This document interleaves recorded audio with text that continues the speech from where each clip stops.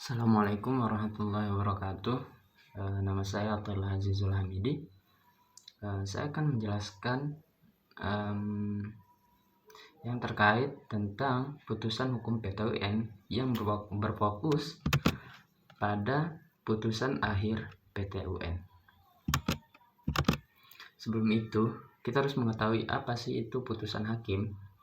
Nah, mengutip dari pendapat Mahjudi bahwa putusan adalah suatu persyaratan pernyataan hakim sebagai pejabat negara yang diucapkan di muka persidangan dengan tujuan untuk mengakhiri atau menyelesaikan suatu perkara atau sengketa antara pihak yang saling berkepentingan. Menurutnya, putusan hakim adalah mahkota hakim. Nah, lanjut. Macam-macam daripada putusan akhir PT UN, yaitu ada 4. Yang pertama, ada gugatan ditolak. Yang kedua, ada gugatan dikabulkan. Yang ketiga, ada gugatan tidak diterima. Dan yang terakhir, ada gugatan gugur. Nah, yang pertama, gugatan yang ditolak. Putusan akhir PT UN yang pertama itu adalah gugatan yang ditolak.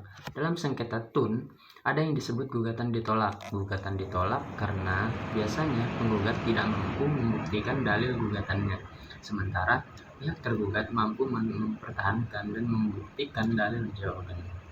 Sebagai contoh, penggugat menggugat karena diberhentikan sebagai ASN. Dalam dalil gugatannya, penggugat menyampaikan bahwa keputusan objek sengketa melanggar peraturan perundang-undangan yang berlaku, akan tetapi penggugat tidak mampu membuktikan dalil gugatannya.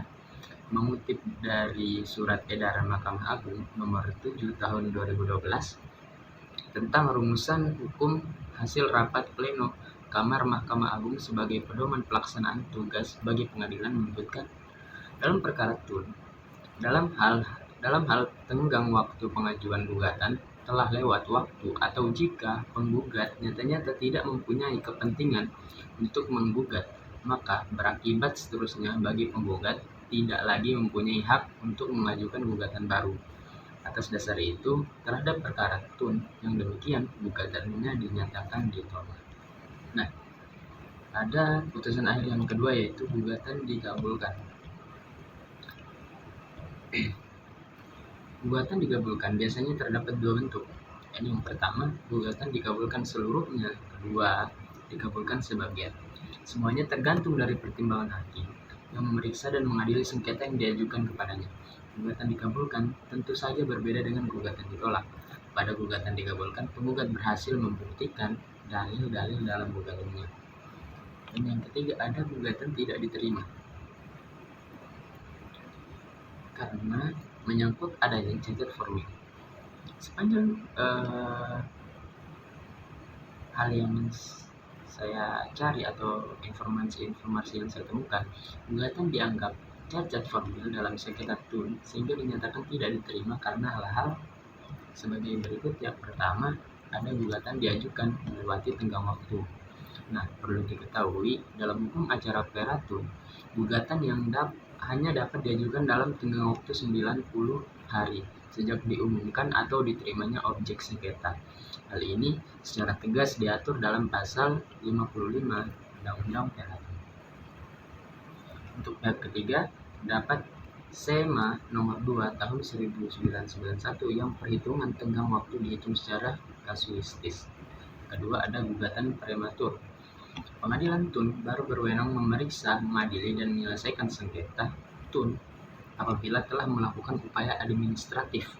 Sengketa kepegawaian misalnya, sebelum mengajukan gugatan ke pengadilan TUN, haruslah memenuhi ketentuan Perma nomor 6 tahun 2018 mengenai upaya administratif. Upaya administratif berupa keberatan dan banding.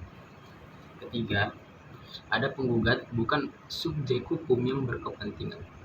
Telah disebutkan bahwa sebagaimana ditentukan pada pasal 53 ayat 1 Undang-Undang Peratun, bahwa hanya seorang atau badan hukum perdata yang kepentingannya dirugikan yang dapat mengajukan gugatan.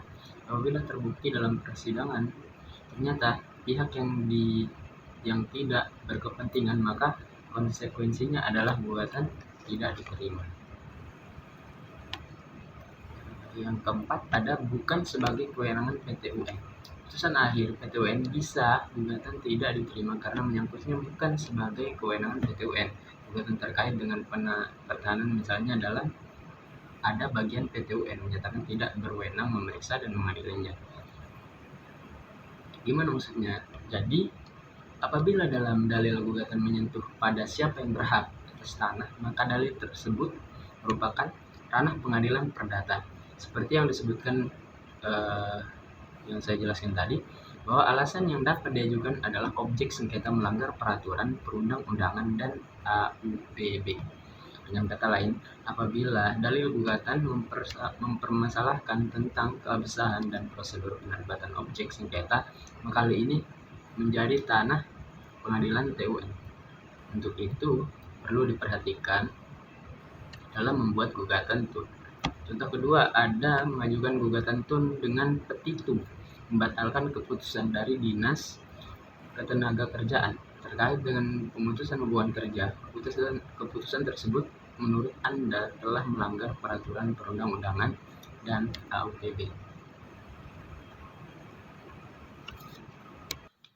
Yang kelima ada gugatan salah objek atau error in object 2, yaitu objek yang disengketakan salah atau keliru. Dalam hukum acara peratun ada yang disebut pemeriksaan persiapan. Dalam forum ini biasanya hakim akan memberikan masukan atau saran kepada penggugat mengenai hal-hal yang diperlukan. Apabila hakim melihat bahwa antara tergugat dengan objek sengketa yang digugat berbeda, maka disarankan untuk diperbaiki. Apabila penggugat berkukuh tidak mengubahnya, maka bisa saja berpotensi error in object 2. Nah, sebagai contoh, gubernur memberhentikan Anda sebagai PNS. Atas pemberhentian tersebut, Anda mengajukan banding administrasi kepada Badan Pertimbangan Aparatur Sipil Negara.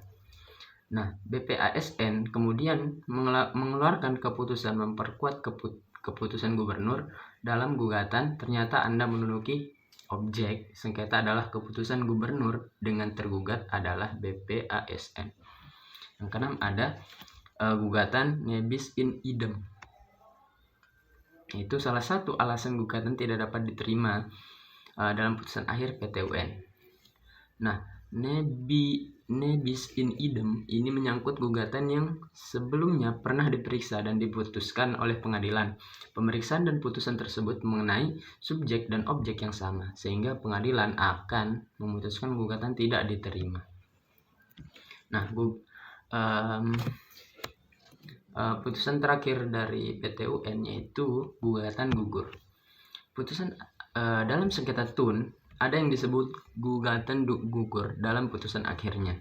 Gugatan gugur karena menyangkut beberapa hal, salah satunya sebagaimana ketentuan pasal 71 ayat 1 Undang-Undang Peratun dalam hal penggugat atau kuasanya tidak hadir di persidangan pada hari pertama dan pada hari yang ditentukan dalam panggilan.